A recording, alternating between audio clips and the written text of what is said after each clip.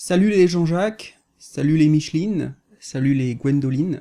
Cette vidéo n'est absolument pas préparée, c'est vraiment quelque chose fait dans la spontanéité, donc j'espère que ça ne partira pas en vrille. Cette vidéo n'aura aucun rapport avec les mangas. Voilà, je vous le dis tout de suite pour pas gaspiller votre précieux temps, donc voilà, si vous voulez entendre parler que de manga, il n'y a pas de souci, vous pouvez aller voir une autre vidéo. Mais cette vidéo se veut beaucoup plus personnelle, et c'est un peu pour me lancer un défi à moi-même, et en même temps, peut-être vous apprendre quelques détails de ma vie personnelle, parce que maintenant ça fait longtemps que vous me connaissez, pour certains d'entre vous. Voilà, des personnes ces derniers temps m'ont dit qu'ils aimeraient me connaître un peu mieux, dans des vidéos peut-être plus personnelles, etc. L'occasion fait le larron, comme on dit. Tout ça pour dire que je ne sais pas si c'est une bonne idée de faire cette vidéo, mais qui ne tente rien n'a rien. Voilà.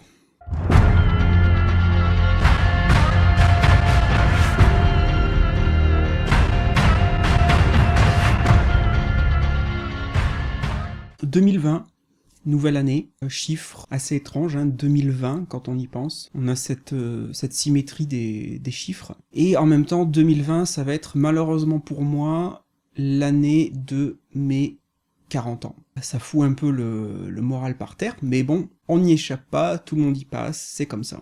Et donc, je vais tenter, cette année, en ayant commencé dès aujourd'hui, au moment où je fais cette vidéo, à vraiment essayer de perdre du poids. Alors vous allez dire, bref, on s'en fout un peu, et vous avez peut-être raison, mais je voudrais vous expliquer un petit peu le pourquoi du comment, le contexte de cette décision, et à quel point, pour moi, c'est quelque chose de très très important. J'ai des problèmes de poids depuis très très très longtemps. J'ai commencé à prendre du poids depuis l'âge de entre 10 et 12 ans, on va dire, grosso modo. Et donc j'ai été obèse pendant toute l'adolescence jusqu'à mes 18 ans, j'étais obèse, quoi. Évidemment, c'est le pire moment pour être obèse, n'est-ce pas? Donc les années collège et surtout les années lycée. À l'époque, je me souviens avoir dépassé... je me souviens vraiment du moment qui peut-être à l'époque a été un déclic. Le moment où sur la balance, un jour, j'ai vu s'afficher le chiffre 104 kilos, alors que on est encore adolescent, donc là on se dit, bon... va peut-être falloir réagir et faire quelque chose. Et puis ça a commencé à aller mieux avec l'entrée dans l'âge adulte, avec des grosses guillemets, à partir de 18 ans, en gros l'entrée à l'université. Malgré ça, malgré ma prise de conscience et une perte de poids quand même assez importante, puisque j'avais à l'époque assez rapidement réussi à perdre entre 15 et 20 kilos, donc à retomber à un poids entre guillemets plus raisonnable, plus acceptable. Je n'ai jamais réussi à retrouver un poids, comment dire, normal, même si je sais que ça ne veut rien dire, mais j'espère que vous comprendrez ce que je veux dire. Alors en sachant que je mesure 1m84, donc un poids entre guillemets idéal serait aux alentours de 75 kg en gros. Après évidemment bien sûr ça dépend de si j'avais une activité qui me ferait prendre de la masse musculaire, évidemment il faudrait le regarder sous un autre angle, mais pour l'instant c'est pas la question. Pourquoi je vous raconte tout ça? Parce que donc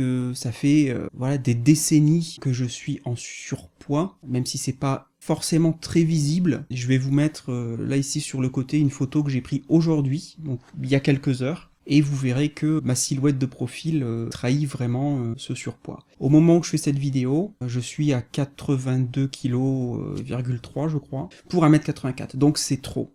Et donc, je me suis dit, en pensant, voilà, c'est 2020, le chiffre assez marquant, c'est l'année des 40 ans, je me suis dit que peut-être, si je faisais une vidéo sur ce sujet, ça serait un moyen de m'engager par rapport à moi, à vraiment, une bonne fois pour toutes, changer. Perdre, en gros, 7 ou 8 kilos, en me fixant le but d'arriver à 75. Et si j'y arrive, voir à partir de là, est-ce que je me sens bien, est-ce que je suis satisfait de ma silhouette, mais surtout de comment je me sens physiquement. Donc je précise bien que je fais pas cette démarche dans un but purement, comment dire, esthétique. Bien sûr que ça joue, mais c'est pas ça l'important. C'est surtout de se sentir mieux dans sa peau, de se sentir mieux dans ses vêtements, évidemment de voir l'impact psychologique que ce changement, cette transformation aurait. Alors peut-être que certains d'entre vous diraient « Ouais, il veut perdre 7 ou 8 kilos, c'est pas énorme », mais pour moi, si. Pour moi, c'est beaucoup. Si j'arrivais déjà à passer sous la barre des 80 kilos, ça serait déjà très très bien. Mais je veux vraiment essayer de me fixer un véritable objectif inscrit dans la pierre, ou inscrit dans l'application, qui serait ce 75 kilos symbolique. Donc comme je l'ai dit, et je vais peut-être me répéter, je fais cette vidéo pour me lancer un défi à moi-même, pour que ce soit inscrit quelque part, qu'il y ait une trace, et pour que ça devienne très tangible, et éventuellement, mais ça c'est autre chose, éventuellement pour que certains d'entre vous, ça peut peut-être en intéresser certains d'entre vous, ça peut peut-être très humblement en inspirer certains d'entre vous, je pense surtout à des jeunes gens. Si vous êtes au collège, si vous êtes au lycée et que vous êtes en surpoids, si vous êtes obèse, je peux vous garantir que je ne peux que vous souhaiter de changer et de changer vite, parce que j'ai vécu cette situation-là, donc tout le collège, tout le lycée en étant vraiment obèse. Je peux dire sans trop me tromper que ça a vraiment impacté de manière très très négative ma vie, encore aujourd'hui, et je pense que le fait d'en parler en vidéo, après toutes ces années, c'est très parlant. Donc moi, le fait d'avoir été en surpoids, d'avoir été obèse pendant toutes ces années, voilà, ça a été très très dur. Je peux vous dire que le harcèlement scolaire, j'en connais un rayon.